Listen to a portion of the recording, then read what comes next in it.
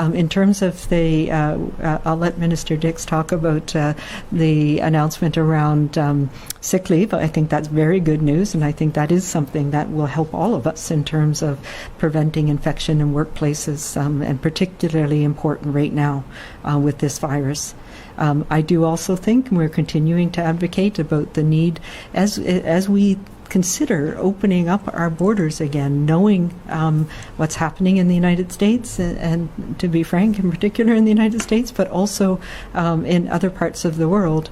We need to be able to ensure that we are protecting our communities and our families here in BC, and that means making sure that people are able to self-isolate and are supported in doing that and are monitored in doing that.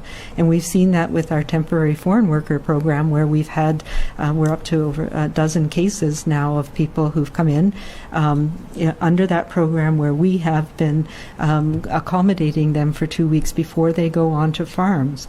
And we need that program to continue. We need that level of support for people who are coming into the country going forward, so that we're protected and we can make sure that people who are coming in who get sick are not spreading it to their loved ones or the people that they're here to visit, and get the supports that they need.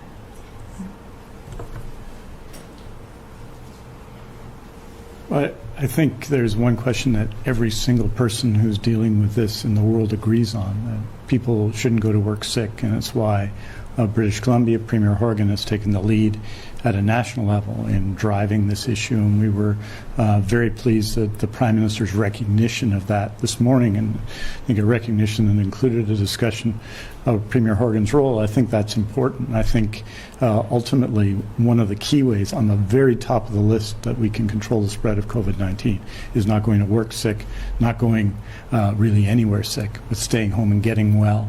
That's fundamental to stopping the transmission of COVID-19, and something that we absolutely have to continue, and why I think the federal initiative joining with the provinces and taking up Premier Horgan on his arguments is useful and important. I would say with respect to the world, we should just note that the number of cases, daily cases of COVID-19 is increasing again, and it's reflecting the transmission of COVID-19 in parts of the world, in South America and Africa, which had a slow start in transmission. And the one thing we have to recognize as a world community is this is a world problem, and we have to, in every way, and in every way that we can together, help one another to deal with this, because we've seen what can happen when we don't do that. So I think that we do have to act as provinces and act as countries, but we also have to act as a world in addressing this question. But it also reflects what Dr. Henry just said, which is that we have to continue to take steps when people return to British Columbia, take steps, when Canadians right now return to British Columbia, take steps to ensure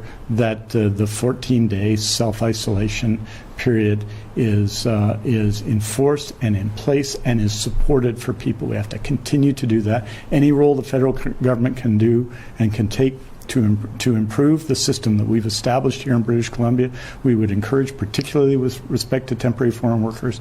This action by British Columbia public servants, recommended by our public health officer, has stopped the transmission that otherwise would have occurred of COVID-19 in BC. So these steps that British Columbia has led on have been important steps, and we have to continue to take them. And I'm very encouraged that the federal government is showing a willingness in one very critical area, which is supporting sick days for workers across the country, that they showed their support for that today. That's a very, very encouraging sign.